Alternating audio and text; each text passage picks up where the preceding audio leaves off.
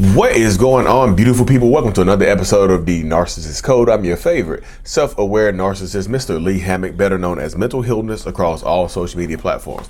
If this is your first time seeing my face or hearing my lovely voice, I'm a clinically diagnosed narcissist, and I use my platform on social media to raise awareness for NPD, get more people into therapy, and also validate the victims, survivors, and thrivers of said disorder, said toxic people, said toxic traits. Today's episode is going to be about one of the narcissist's most sinister tactics, y'all. And what we're talking about is sleep deprivation. Yes, keeping you up at night to fight, fuss, fight, and argue and whatnot. So before we hop into today's episode, y'all, you know I gotta shout out the self-love journal that's on Amazon. Check it out. Lee Hammock, I Love Me, a self-love journal on Amazon and whatnot. To check it out, like I said, to help you rebuild their self-love and their self-identity and whatnot, and be prepared for the self-love course that's coming out here pretty soon based on the book, based on the journal. So, one of a narcissist's biggest tactics, y'all, sleep deprivation. And if you know, like I said, I've done a few other videos on sleep deprivation before, but this is going to be more into detail, more into depth and whatnot, y'all, because narcissists want to win. It's all about, it's all about control. It's all about winning. Narcissistic people want to win, want to feel like there is a victory in some way, shape, or form for whatever they have done.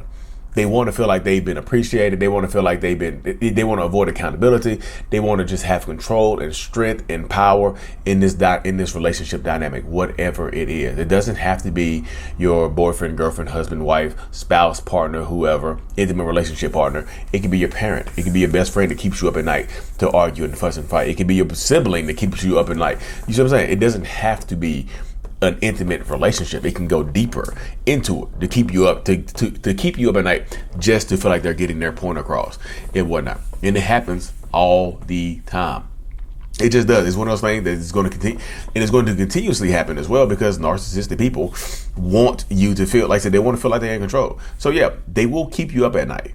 Especially, y'all, if you have something going on the next day, if you have to parent the next day, if you have school the next day, if you have work the next day, if you have something big coming up the next day, that the bigger the event that's coming up the next day, the more important the event, the more important the dynamic of what you need sleep for. You know, if you got a big test coming up tomorrow, the more likely they will try to keep you up at night. They'll try to make it about them. You know, and sleep deprivation is used to avoid accountability or get you to give into their demands. It's literally torture. Some people call it sleep torture, because governments and clandestine agencies use sleep deprivation to torture enemy combatants. They keep them up late as hell at night. You want to go to sleep? Tell me the truth. You want to go to sleep? Tell me where the weapons are. You want to go to sleep? Tell me where the bomb is. Tell me where it is. You can go to sleep. They blast music and stuff like that because they know your body needs sleep or you'll pass away. Your body has to rest or you'll pass away. So they keep you up at night. And it's no different than dealing with a toxic ass person, y'all. They'll keep you up as late as possible to get you to forgive them, to get you to get you to forgive them, to get you to forget what's going on, to avoid accountability at all costs. Or because they're angry at you. They want to sleep. They want to keep you up at late at night just to damn argue. Yeah, this happens too. They want to keep you up late. They want to keep you up as late as possible just to argue, fuss, and fight. To get that, because the more tired you are, y'all, the more, because being tired is a state of vulnerability. Y'all do understand that, correct? The more tired you are, the more vulnerable you appear to be, the more likely they are to attack you. You see what I'm saying? You're vulnerable, you're tired, you're sleepy. You want to go to sleep, like, let's talk about this tomorrow. I want to talk about this right now. I want to talk about this right now. We're going to talk about this. We're not going to sleep. Nobody's going to sleep. And they'll do it, y'all. And not only will they sleep deprive you, like I said in the beginning, they'll sleep deprive the kids as well. This could be your parent.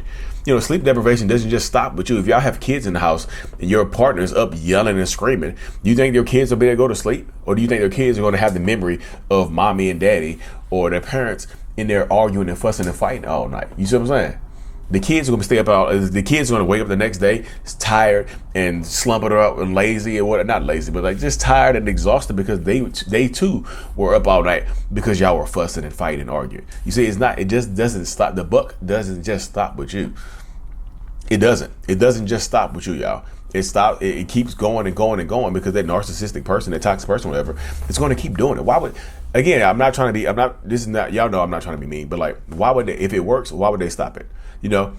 If it works, why would they stop it? If they can get you to admit fault, even if they've done something wrong, y'all, even if they have done something wrong, even if they have cheated on you, even if they have lied to you, even if they put their hands on you or whatever, and they're begging you to not call the police, you got to promise to go to sleep and not call the police tomorrow before you can actually take a nap, before you can actually close your eyes and get some rest. And then and the crazy thing about it is they expect you to wake up the next day full of energy and ready to attack the day, ready to seize the day with them. You see what I'm saying? They expect you to be able to seize the next day with them or handle all your responsibilities in a timely manner, even though they kept you up all night, even though you might be going on 30 minutes of sleep, which is not sleep at all. That's a damn nap. 30 minutes qualifies as a nap. 30 minutes of sleep qualifies as a quick nap, a power nap. You took a power nap to live your whole entire next day on. And the older you get, the worse that is. You used to do 30 minutes of sleep and get up and go to work the next day. You can't do that no more. We in our 30s and 40s and 50s and 60s and 70s. We're getting older. You know what I mean? We're getting older. So you can't do that no more. You can't stay up all night and expect to be full of energy the next day. But that narcissistic person, being in a toxic relationship, they don't care that you were up all night. They absolutely do not care at all that you were up all night because it's your fault. They'll blame you for being up all night. Like, we could have went to sleep. We could have went to sleep if you'd have just gave in. We could have went to sleep if you'd have just listened to me. We could have went to sleep if you'd have just forgiven me. We could have went to sleep if you wouldn't have just invaded my privacy. It's always going to be your fault, y'all. It's not their fault that they kept you up late at night. It's your fault because you didn't give in to what they asked you to do. You see what I'm saying? It's always going to be your fault in some way, shape, or form. And I feel like you as a person would need to understand that when you're dealing with a narcissistic person, that's how it's going to be, y'all. That's how it's going to be. This is not me trying to be mean or anything like that, but like the longer you stay with them and the more this tactic works on you, the more likely they are to use it on you. Why wouldn't they go to what works? If it worked before, they'll assume it's going to work again. They just will. I know people are going to say, well, Lee, how do we handle this? How do we get rid of it? Like, how do we deal with sleep deprivation? Now, if the ability is there for you to leave, you might need to leave the house. You see what I'm saying? If you have the ability to leave the house, you might need to leave the house. You don't have to stay there and deal with it. You might, if there's another room that you can go sleep in outside the bedroom, do that as well. But be safe, y'all, because y'all understand this. Sometimes they will track you down to the other room. Sometimes they will prevent you from leaving. Sometimes your attempt to avoid accountability in the situation will lead to them getting angrier, will lead to them trying to hold you more accountable, will lead to them doing more abusive behaviors towards you. You see what I'm saying? So you have to be prepared for this. And this, again, y'all, this is not me trying to be mean. This is me just being realistic towards you, because that's how narcissistic people think. They think that because this is going on and because you're with them, you need to stay and deal with this situation. You need to stay and fuss and fight with them. You need to stay up and stay woke the entirety of the time. You know what I mean? You need to stay up the entirety of the time and whatnot. Because if you go to sleep, you're giving up. If you go to sleep, you're giving up. You know what I mean? If you go to sleep, you don't care about me.